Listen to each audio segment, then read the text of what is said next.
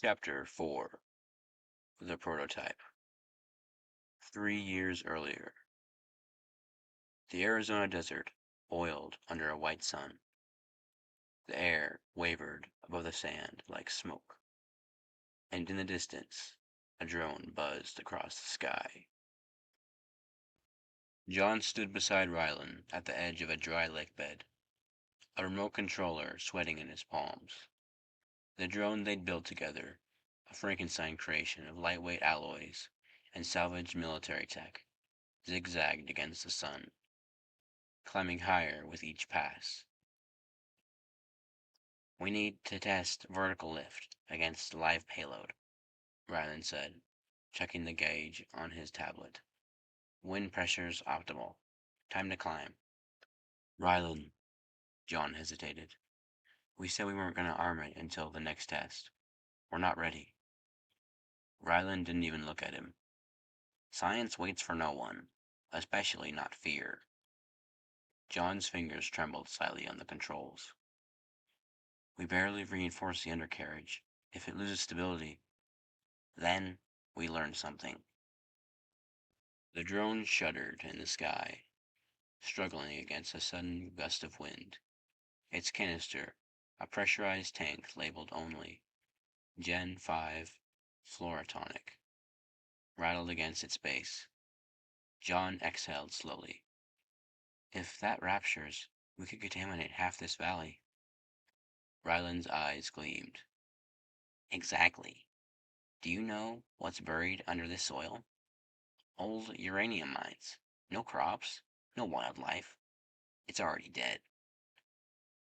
The drone rose higher, vanishing into a sunbeam. And then the signal died. A shrill tone blared on the console. "It's gone," John said, his voice low. "Out of range." Ryland was already walking away. "Then we find it later, or don't. Doesn't matter. This one was never meant to come back." John watched him go, bile rising in his throat. He looked back at the empty sky. Something in him shifted that day. That was the moment he stopped seeing Ryland as a genius and started seeing him as dangerous. Present day. John stood in the heart of the South American compound, the exact design they'd used in the Arizona prototype replicated here, but on a massive scale. Mounted into the roof above them were at least a dozen drones, each sleeker and more weaponized than the last. Mira scanned the schematics pinned to the wall. "This one's nuclear compatible. He's upgraded."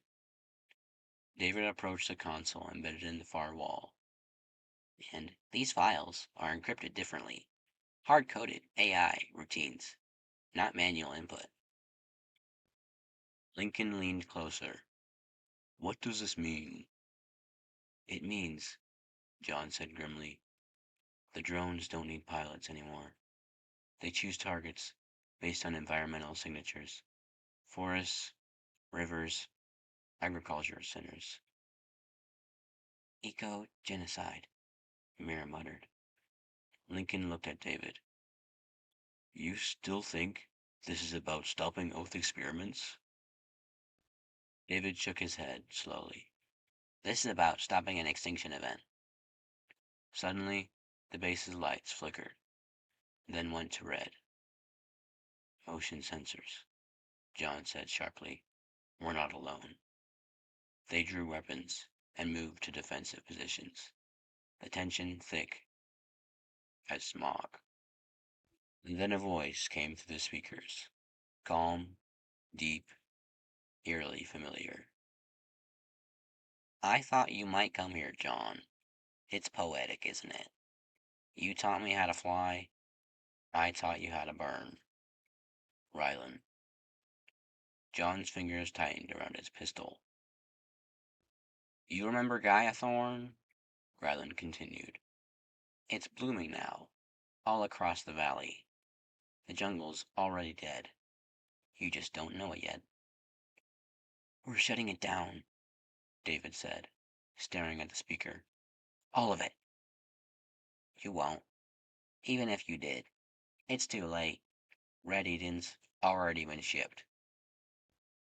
What do you mean? Mira demanded. Where do you think the prototype went when it flew out of range? You buried it in memory, John, but I buried it in soil. A remote test site. Taiwan, Tokyo, Nairobi. Seeds are already in the ground. David paled. You're lying. Ryland chuckled. Then ask your friend Mira. She intercepted our coordinates 2 days ago. She just hasn't told you yet. All eyes turned to Mira. She didn't flinch. I wanted to be sure. David stepped toward her. You knew? I was going to tell you tonight, once we burned this place. John's voice cut through the tension. No, we burn it. Now. He slammed a charge against the main console and lit the timer. Time to run, Lincoln barked. Everyone out! As the countdown began, alarms screamed across the compound. Drones sparked in their launch bays. One began to rise, its AI code already active.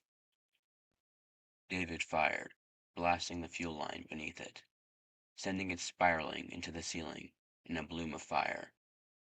They ran. Out into the overgrowth, through the dead jungle. Behind them, the Red Eden facility erupted into flame and smoke. The sky lit with the fury of ambition denied. But as they escaped into the tree line, David knew this wasn't over. This was only one garden, and Ryland had planted many.